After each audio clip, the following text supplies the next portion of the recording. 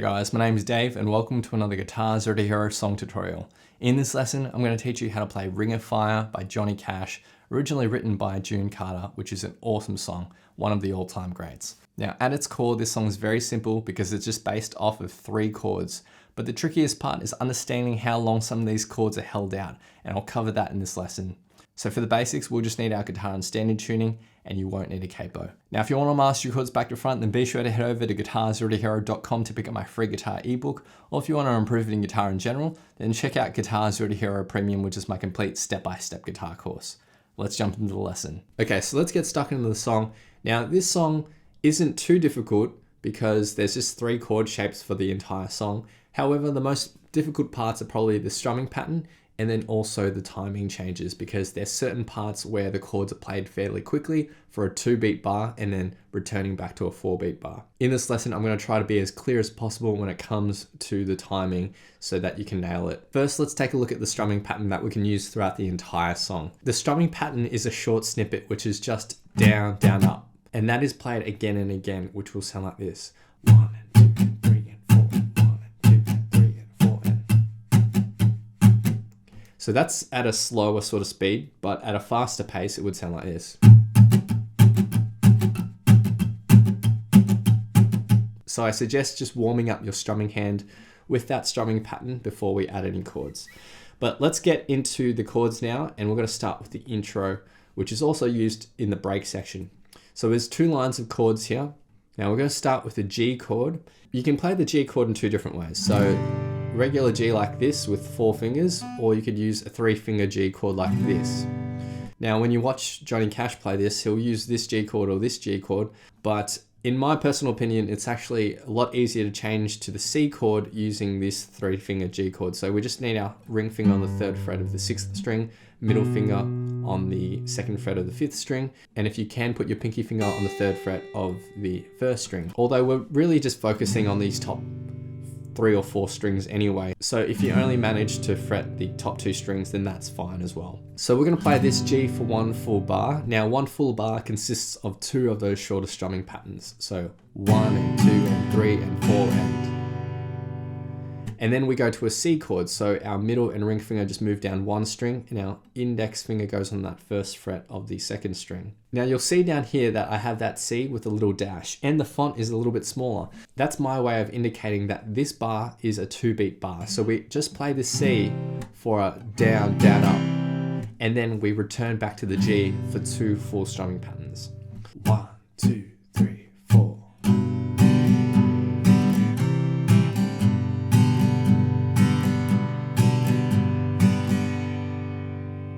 Now the second line of chords is identical in every way, except instead of going to a C chord, we're going to go to a D7 chord. So middle and ring finger will go on the 2nd frets of the 3rd and 1st string, and index finger on the 1st fret of the 2nd string. You just want to focus from the 4th string onwards, and you definitely don't want to hit the open 6th string. So one way of muting that is actually to use your thumb to reach over the top and lightly touch that 6th string.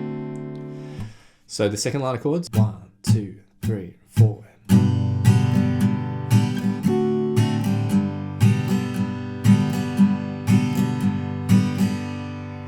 And that's it for the intro, which is also used in the break, which sounds like this. 1, 2, 3, 4.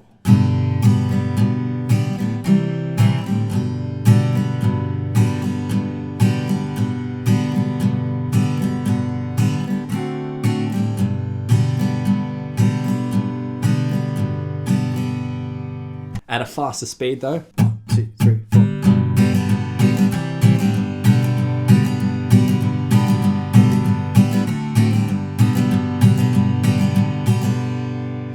Now when you're practicing this, I'd suggest using a metronome, starting at a slow pace and then incrementally working your way up as you get more comfortable with the speed. Next we get to verse number 1, and there's 4 lines of chords here. The structure will be a little bit more complicated, but again, it's only based off 3 chords, so it's not too difficult. So again, we start off with our G chord, and this is going to be played for 1 full bar.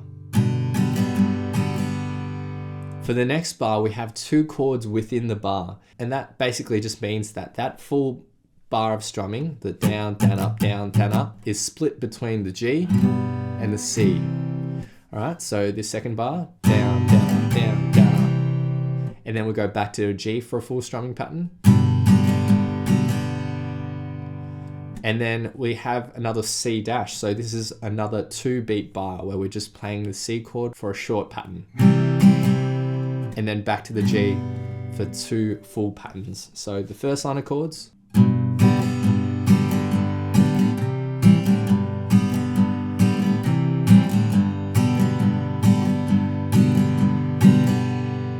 Now the second line of chords is identical in terms of the structure, but any time we have a C now, it's gonna be a D7 instead.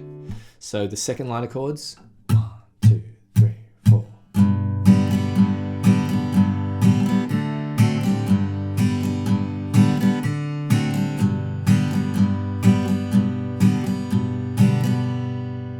Now the third line of chords is identical to the first line of chords, so nothing new to learn there. And then the fourth line of chords is the same as the second line of chords in the intro. So a G for a full pattern, and then we have our D7 for the 2-beat bar and back to the G for 2 full patterns. So that's it for verse 1. Now I'm just going to play along with the metronome so you can follow along, and this will be at 150 BPM.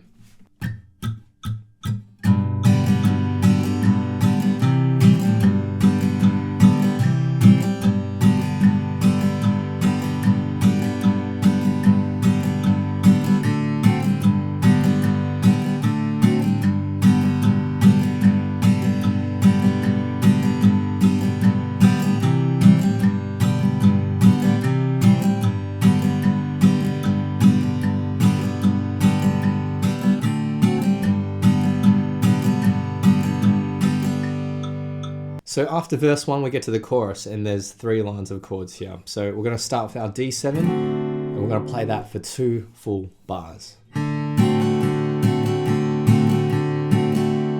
Then a C chord for 1 bar, and then home to our G chord for 1 bar.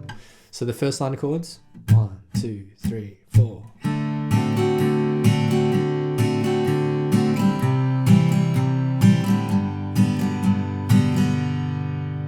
That first line of chords is played through twice, and then after that we have basically 7 bars of the G chord. And that is it for the chorus, which will sound like this.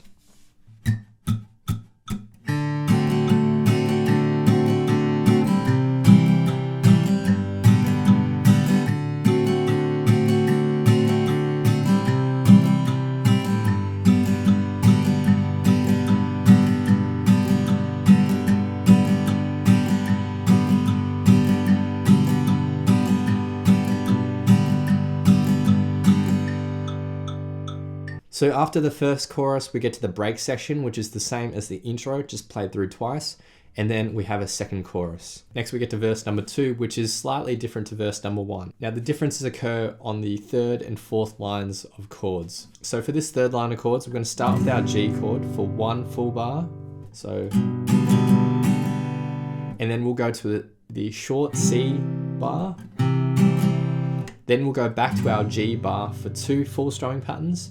1 more short C bar, and then 2 more full G bars. So the 3rd line of chords will sound like this. 1, 2, 3, 4.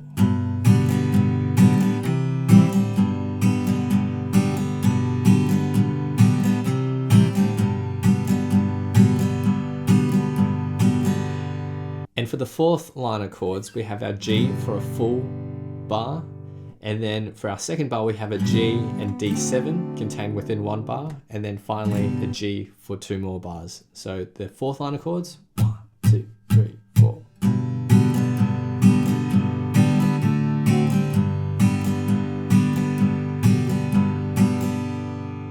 So verse 2 will sound like this along with the metronome.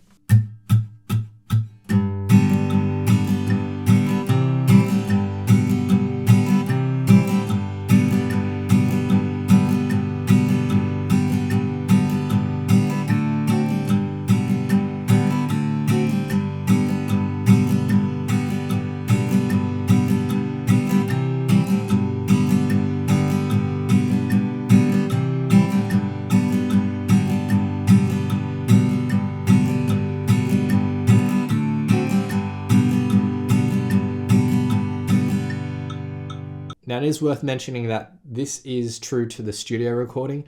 You will see at times where Johnny Cash plays this live, the timing for that third line of chords is actually a tiny bit different. He mixes things up from time to time, but I won't confuse you with that.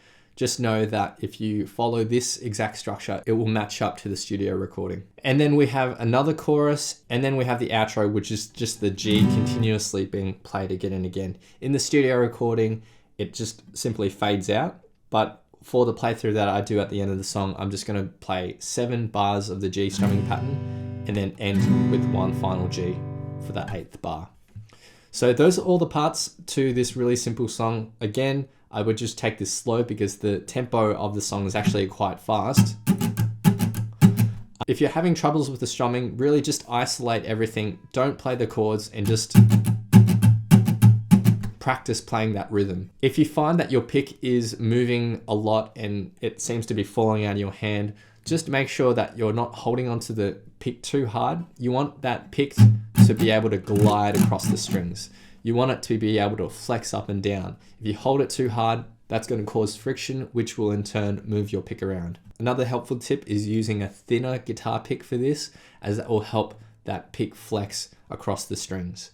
If you use a thick pick, it will actually make things a little harder. It's not impossible to do, but you need a loose and fluid strumming hand in order for that to work. So that's why I suggest a thinner pick. So now I'll be doing a full playthrough of the song, and I'll have a vocal track on top for some context. So feel free to play this back as many times as you like to practice, play along to, and see how you go.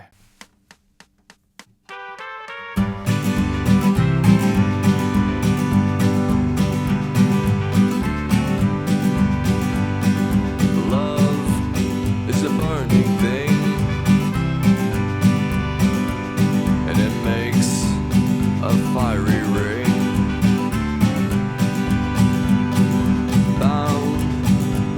Desire, I fell into a ring of fire. I fell into a burning ring of fire. Went down, down, down, and the flames went higher. And it burns, burns, burns. The ring of fire, the ring of fire.